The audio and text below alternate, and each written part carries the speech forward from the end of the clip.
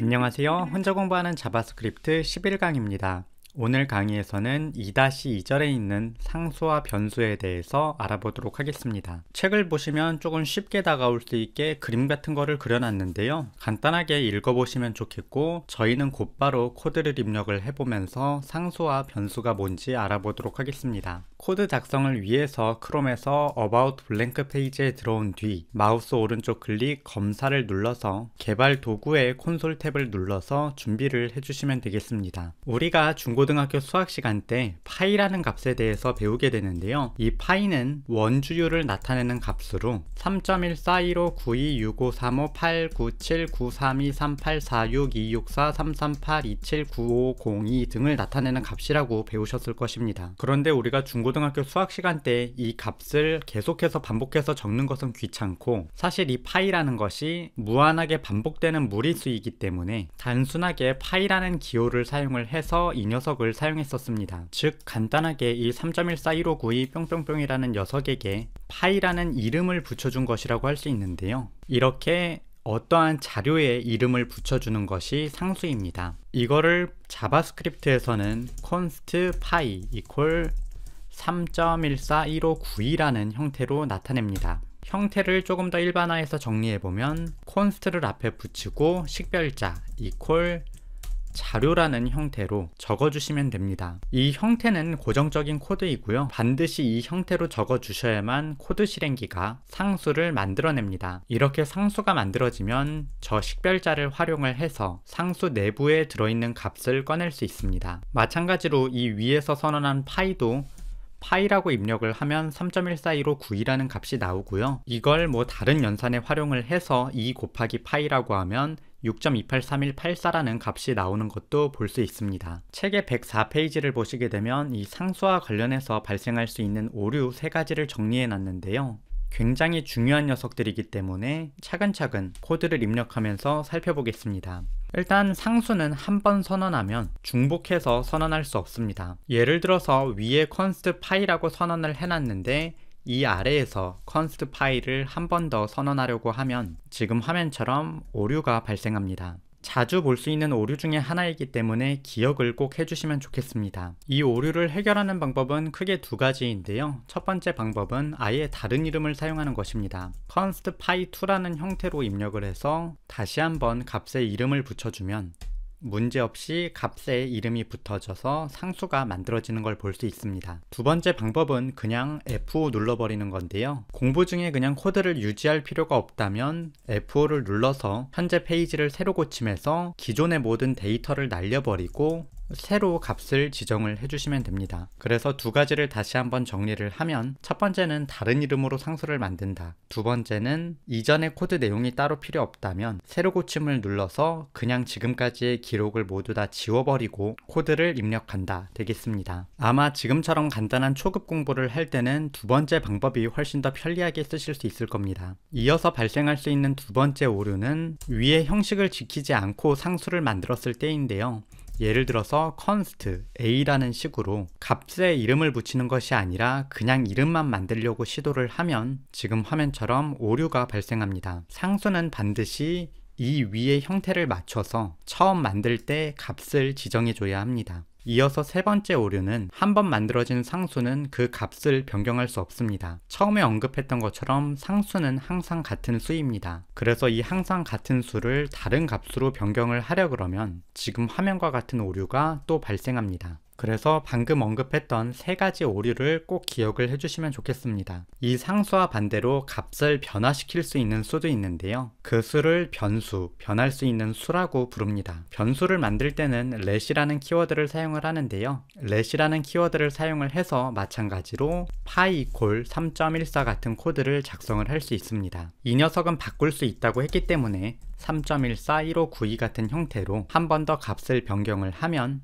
문제없이 값이 바뀌어서 바뀐 값을 사용할 수 있습니다. 추가로 이 녀석은 이후에도 변경할 수 있는 녀석이기 때문에 뒤에 값을 지정해주지 않아도 코드를 실행했을 때 문제없이 실행이 됩니다. 이후에 이렇게 값을 붙여줄 수 있으니까요. 이 let이라는 녀석도 사실 같은 이름으로 선언을 하게 되면 원래 오류가 발생을 하는데, 콘솔에서 코드를 입력할 때는 편의성을 위해서 오류가 발생하지 않게 설계되어 있습니다. 만약에 파일로서 HTML 파일을 만들고 스크립트 태그를 입력을 한 뒤 let으로 같은 이름의 변수를 2번 선언을 하면 이 코드를 실행했을 때 지금 화면과 같이 아이덴티파이어 식별자 A가 이미 선언되어 있다는 오류가 발생합니다. 그래서 이 녀석도 같은 이름으로 선언할 수는 없다라고 기억을 해주시면 좋겠습니다. 간단하게 상수와 변수에 대해서 알아보았는데요. 오늘 배운 문법을 다시 정리해보면 굉장히 간단합니다. 상수를 만들 때는 const 식별자 equal 자료를 입력을 하면 된다. 변수의 경우는 let 식별자 equal 자료를 입력을 하거나, 아니면 let 식별자만 사용을 하거나 식별자 equal 자료를 사용할 수 있다. 그래서 이렇게 4가지만 알아보았기 때문에 정리를 하고 나시면 큰 부담은 없을 거라고 생각을 합니다. 그럼 추가적으로 여기에서 사용되는 용어를 정리해 보겠는데요. 어떠한 식별자를 상수 또는 변수로 사용하겠다 라고 이야기하는 것을 우리가 선언 또는 정의라고 부릅니다. 이 위에 있는 코드는 식별자를 상수로 선언한다 또는 식별자를 상수로 정의한다 라고 읽을 수 있고요. 이 아래에 있는 코드는 식별자를 변수로 선언한다 또는 식별자를 변수로 정의한다 라고 읽을 수 있습니다. 이어서 이렇게 상수 또는 변수에 값을 넣는 것을 할당한다 라고 표현을 합니다. 그래서 식별자의 자료를 할당한다 라고 읽어주시면 됩니다. 마지막으로 처음 선언한 상수 또는 변수에 처음으로 값을 할당하는 것을 초기화한다 라고 표현합니다.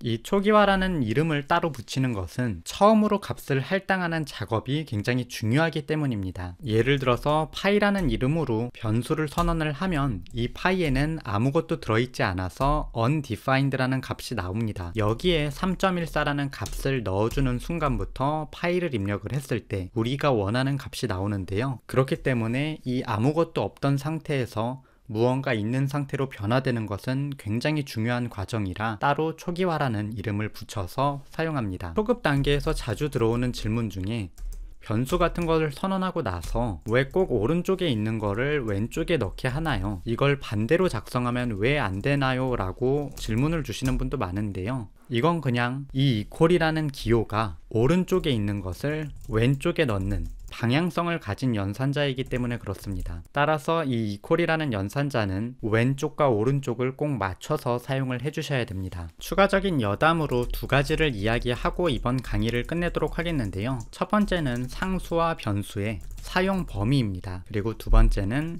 L-value와 R-value라는 개념인데요. 아마 여기까지 강의를 듣고 나시면 상수는 언제 쓰고 변수는 언제 쓰지라는 생각이 많이 드실 거라고 생각을 합니다. 기본적으로는 상수를 무조건적으로 사용을 하시면 됩니다. 그리고 변경이 필요한 경우에만 변수를 사용을 해주시면 됩니다.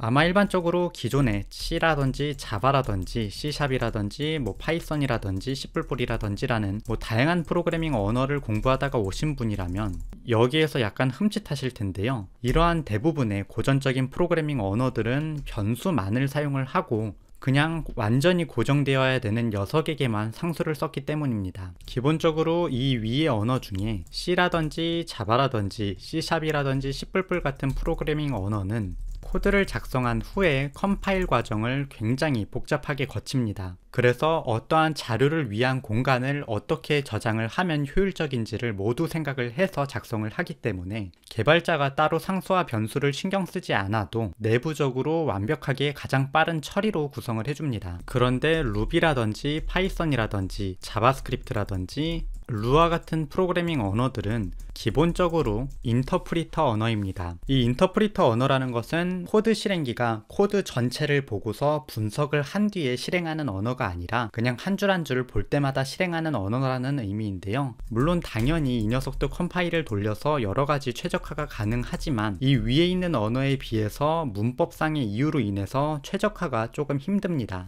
이 중에서 루비, 파이썬, 루아 같은 프로그래밍 언어는 사실상 속도를 포기한 언어입니다. 그래서 속도가 필요한 부분, 조금 더 성능이 많이 요구되는 부분의 경우는 C++ 모듈로 만들어서 제공을 해달라는 식으로 요청을 하는데요. 물론 자바스크립트도 C++ 모듈을 돌릴 수 있는 경우에는 속도가 빠르게 필요한 부분은 C++로 작성을 해달라고 하지만 웹브라우저에서 작동하는 자바스크립트의 경우는 C++ 코드를 아예 돌릴 수 없기 때문에 어떻게든 내가 최적화를 해볼 테니 개발자가 추가적인 정보를 주면 좋겠다라고 요구를 합니다. 이 정보의 대표적인 예가 상수와 변수라고 할 수 있는데요. 상수는 변하지 않아도 되기 때문에 내부적으로 간단하게 처리할 수 있지만 변수는 변해야 되기 때문에 상수보다 내부적으로 약간 더 처리가 들어갑니다. 그래서 상수로 쓸 수 있는 것은 전부 다 상수로 빼고 변수로 사용할 것은 변수로 빼면 내부적으로 이 코드의 성능이 조금이라도 향상됩니다. 그래서 자바스크립트에서는 상수와 변수를 나누어서 꼭 사용을 해주는 것이 좋다라고 기억을 해주시면 좋겠습니다. 굉장히 간단하게 설명을 했는데요. 굉장히 간단하게 설명을 해서 빈틈이 조금 많지만 현재 단계에서는 그렇게 생각을 해주시면 좋겠습니다. 이어서 L밸류와 R밸류인데요. 프로그래밍 언어에 따라서 이 기준이 약간 다르기도 하고 자바스크립트에서는 사실 사용하지 않는 표현이지만 간단하게 이걸 기억을 해주시면 이후에 코드를 작성을 할 때 조금 더 이해가 되실 수 있는 부분이 있기 때문에 간단하게 설명드리도록 하겠습니다. 우리가 어떠한 변수를 선언을 했다고 할 때 이 할당 연산자를 기준으로 왼쪽에 있는 A를 왼쪽에 있는 값이라 그래서 left value라고 부르고요. 오른쪽에 있는 녀석을 오른쪽에 있는 값이라고 해서 right value라고 부릅니다. 이걸 간단하게 줄여서 L value, R value라고 부릅니다. 이게 현재 단계에서는 할당 연산자 왼쪽에 있으니까 오른쪽에 있으니까로 간단하게 구분이 되는데요.